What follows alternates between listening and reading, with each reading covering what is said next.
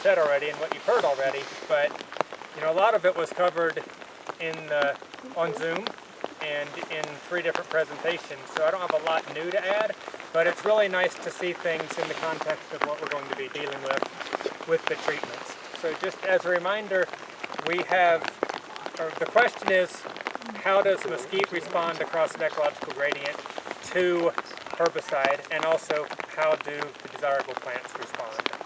We're going to have 20 different sites. Each site will consist of paired plots, herbicide, no herbicide, and those plots are 5 hectares each, so pretty big areas, sprayed by airplane.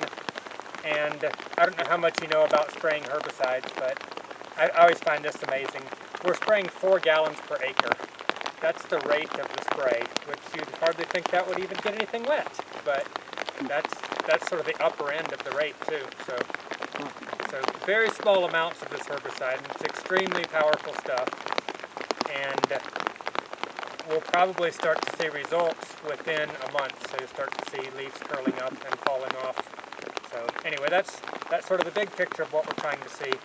And as you've heard many times, we're looking at several different ecological sites, ranging from mostly good grassland up to heavily invaded, mostly shrubland, all on sandy soils or deep sands. So with all of that said as the background, I think it's useful to back up a step and think about what is it that you want to get out of this? What is it that we want to get out of this? And killing mesquite is usually not the right answer. If you ask a land agency, land managers, you know, what do you want to accomplish? And they just say they want to kill weeds, they're kind of setting themselves up for failure. So I think you have to start with what you want to get back. And that's what Molly's going to be looking a lot at, is what happens to the vegetation after the spraying. And if you look at an area like this, you might think you have some hope, right? It's not too bad around here. There are grasses, and the mesquite abundance is pretty high, but it's not terrible compared to some sites, right? There's worse. Yeah, There's worse. it could be worse. But there's, as has been talked about a lot, what's going to come back is a combination of what you see here and potentially what's in the seed bank, which may or may not reflect what you see on the soil surface. And a lot of you know Kirsten Romig, and she's demonstrated that the seed bank and the above ground plants are pretty much decoupled, right? I think a lot of you who have worked with the Jornada know that. So it's interesting to see what might happen after we spray. It's not as simple as we're releasing all of the grass from competition and it's going to do great. We don't really know. I mean, that's certainly one outcome that we might have, but in this ecosystem, things are driven by a lot more than just competition. So it'll be really interesting to see what happens. Molly, how would you classify this site in terms of what you've been seeing across your 20 sites? Probably a 400. Oh man, I don't know. Brandon might feel otherwise. I should ask Brandon that. But, I have the soil map. There you go. I mean, maybe relatively recently we think it would, would have been, relatively recently. There's still a lot of, like a fair amount of black ground cover, really. So it's probably, just recently falling to more like a 400. But yeah, part of the reason I think originally I thought about this spot, it's hard to see, but if you're looking at diagonally back that way, you can see there's mesquite established over there, and there's really nothing in the inner spaces really left. That'd be more like a 600, where it's most of the grass cover that remains is isolated under the mesquite shrub islands. Whereas here things are still hopeful, I guess. So in a 400 site, somebody who's paying the bill to do the management, they might consider spraying this, probably, because it looks like there's some hope. If it's a 100 site that has a few mesquite in it, they're likely not going to spray. And if it's more advanced than this, if it's a 600, then if it was my money, I wouldn't spend it on those sites, because there's not a lot of chance of returning it to grassland. quickly. I mean, we don't know what's going to happen long term, and especially with active restoration, there may be more hope. But a lot of the times it's an economic decision. The cost for treating out here it was $32 an acre just for the chemicals. That's not even including the airplane. And a rancher would have a hard time justifying paying that cost. Of course, a private rancher would get cost share from NRCS potentially. That would help maybe cut that cost in half. But it's still a large chunk of money, and if you think of the economics of raising cattle in this kind of environment, you just got to do the math and see what's worth spending the money on or not. So, do you have a comment on that, Brandon? If you're considering spending some money on running out here? Yeah, I mean it's sort of there's two thought processes. One, it's especially in a landscape like this, knowing where this can go through cycles of drought and the competitive influence for soil water that the shrubs have on the grasses. Nate Pierce just defended. He's been working here for quite a while. I don't know if you guys know Nate, but he was a student of Steve Archer's at the University of Arizona. He did some shrub removal experiments where he took a focal shrub like this one and then measured the production response of the black grama around in a sort of a 5-meter area around the shrub, I think. And it's astounding how much more production you get, particularly during the wet years when you don't have shrubs competing for soil water. So thinking about this as really the critical kind of intermediate shrub-invaded state where we still have robust black grama plants. They're reproducing. We still don't have quite as, we don't have the level of connectivity of bare ground where soil erosion is really going to take out the remaining grasses. And if by removing some of these shrubs, we can kind of give the grasses a better chance to fill in those spaces during the wet years without competition from the shrubs, that becomes a pretty worthwhile investment to try to maintain and increase the cover that we have.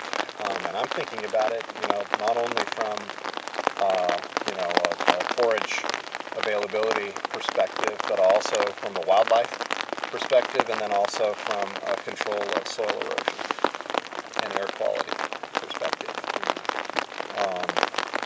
Now, like you say, if we're in 600 and it's already a dune, you're killing shrubs, but you have the system is already so dominated by wind erosion, sediment deposition that it's unlikely that you're going to get black grama to come back. And one thing we know about black grama is when it's gone, it doesn't come back in the seed bank. It doesn't read. So if you have a few clones left, you have some hope.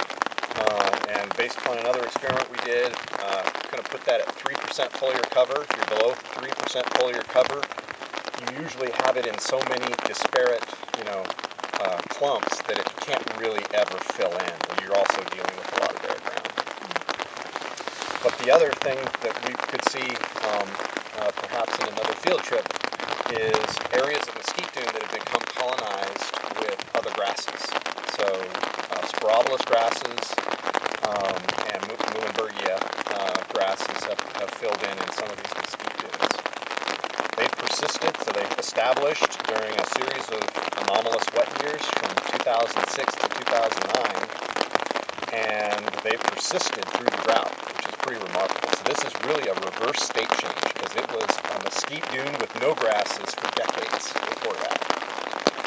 And one of the definitions, classic definitions of a state change is if you have a change in community composition and it lasts longer than a generation. It's not just a flush that just kind of goes back to the attractor from before. It actually seems to be self-perpetuating. And so we're seeing self-perpetuating generations of grasses over the last decade in these mesquite dune interspaces. And so there's something about that site. There's other places that didn't get it. There's something about the position of that site, maybe some subtle differences in the soil texture that we're looking at. But you think about that place, it's like, well, what would happen if, in the context of, other kinds of grasses, even in the mesquite dunes, we herbicided that? That's where I'm going to spend my money. the extra sites. I was going to actually ask you, Brandon, if this, like here in this spot, if this cover wasn't said like Sporoblis or listed Moonberg, how would you feel about like spending money to I'd still do it. Yeah, I'm sure. Yeah, we don't have a whole lot of data on the competitive relationships between shrubs and most grasses. And really strangely, right, Darren, in the stressor experiment, we found that Sporoblis was associated with the shrubs. We actually had more Sporoblis grass where there were shrubs, and I think that's because the seeds were accumulating around the shrubs. But they were competing, of course, with the black gnat. So, it's hard to know what would happen, but it would be worth a try. In one of the studies I was reading, they had 2 orders of magnitude more forage production in herbicide-treated plots than in plots that they just let the mesquite continue. Yep. So if you treat it early, you can do that. If you wait too late, you have trouble. So you have to have a kind of a longer time frame when you're thinking about managing perennial species in general, and mesquite in particular, I think, because it does have such a profound effect in early establishment. So somebody asked earlier about legacy effects after removing mesquite, particularly biotic legacy effects, and I have not come across papers that talk specifically about root exudates from mesquite or anything like that that could change relationships and plant soil feedbacks. Anybody else seen that who studied mesquite? And we know there are the physical legacy effects as you've lost topsoil, but I don't know anything about biotic. There's soil carbon, right? There's the legacy soil carbon effects that Heather Truth has looked at at Santa Rita. And you might have a positive legacy effect with nitrogen accumulation around mesquite. So a possible good thing there. We have looked at Lehman lovegrass plant soil feedbacks a bit, and that's another story because we don't have much Lehman lovegrass, but some of the plots do have it, and it can be really interesting to see when Lehman lovegrass is released from competitions in mesquite, what happens with that quote-unquote invasive species. And it's quite likely to do well and take off, and it's from what we're seeing, it's not really much more drought tolerant than the native grasses, but there might be something else about it that's making it be more competitive. Because if you look at the base of Mount Summerford, it's dominated by mesquite, by Lehman lovegrass, where there's not mesquite. So it'd be fun to follow all the species, but in particular for me, looking at what happens to Lehman lovegrass. And I don't know, that's an interesting species because while it is non-native and it's a different ecological role, it does tend to fill in inner spaces more, and therefore it carries fire more. As I think Ryan mentioned, that may not be a bad thing when we're thinking about maintaining a system in grasslands versus mesquite. And cattle do graze it. It's not bad forage for cattle. It's better in protein than a lot of grasses. The problem is it's not green all year. But none of the grasses here are green all year, so maybe that doesn't matter too much. I know we talked about the impact of the herbicides on forage and its non-impact on grasses, right? But I can't remember, did we discuss at all potential impacts on biocrusts and how that might have any interaction with restoration? No, we didn't talk about that, and I don't have a good answer for that, unfortunately. And we need Nicole out here. So I'm sure somebody's looked at that, but I just don't know how these particular herbicides affect the biocrusts. I mean, they're targeting plant pathways, so I don't think it's going to affect bacterial portions of the crust. It might affect the moss portion. I don't know, there are herbicides that are photosynthesis inhibitors. You can see where those would have more of an effect, but a growth regulator herbicide, I don't think so. But I don't know. Yeah, I don't know anything about that. Yeah. But I'll look at that. That's actually intriguing to see what will happen. We will, through LTI, we'll know what happens to the crust. So we will be able to collect those data. And that's also something easy enough to do in the greenhouse. We can collect samples and spray them, see what happens. I was told and say there were no crusts recorded on those plots. I'm sorry. None? No, there were none. I mean, we saw some walking out on occasion, like in the area like this, but When we I were think I would have remembered if there were. Yeah, I Yeah. know. I'm sure we The one day when I was out with you, yeah, we saw quite good crust, but none of them were in plots. Yeah, I think some of these really nice areas there were still a fair amount of black arrow. We couldn't put plots, for good reason, could not put plots because we have these huge 5-hectare plots that are going to receive herbicide, and so we had a minimum distance that we're going to stay away from anybody's work to ensure safety. So I think part of it is just really just certain areas where I don't know much about the spatial distribution of crust, but at least in the plots that we've walked, I haven't seen crust, and certainly not pests, unfortunately.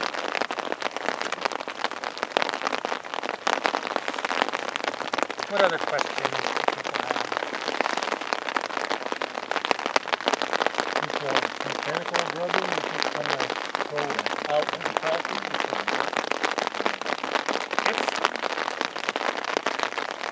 It's still practiced.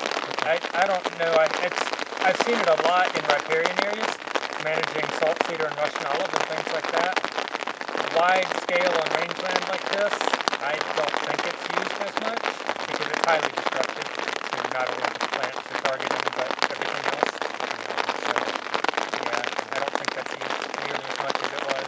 When they used to do chaining, took a giant chain between two tractors and drag it along and rip everything out. They And did that a lot here. yeah, Now we can ask, because even in the aerial imaging, some of those areas look like they're covered in chain.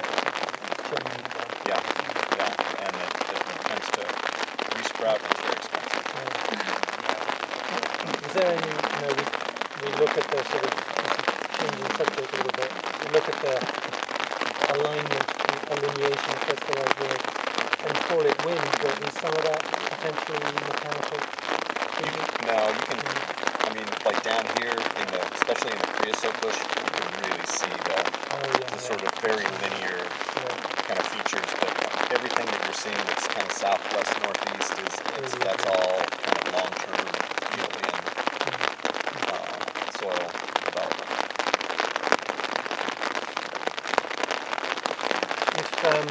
If you get resprouting, next spring, will you spray again? not unless we get more money. Just the one time? But, so as I was finishing up my talk and running out of time yesterday, I just wanted to mention the insects, we call them biocontrol insects, natural enemies of mesquite, and there are a bunch of them. I mentioned 3. There's a seed borer, a stem borer, and a node borer, a twig girdler, and a node borer. And each of those has an effect on mesquite reproduction and biomass production. And Dave Thompson's done a lot of work on this with other species and finds that disturbances to the plant cause them to release volatile compounds that attract the insects. And it's possible that as the mesquite is injured by the herbicide, it will change the volatile signature of the plants, and that may or may not attract these insects. But in other cases, it has attracted insects. So that could be a really cool effect, because this herbicide has some soil residual, so even as it starts to grow back, the mesquite grows back, it may still have a volatile signature from being injured. And if that attracts insects, that's a good thing. So we'll be able to answer that in probably a year or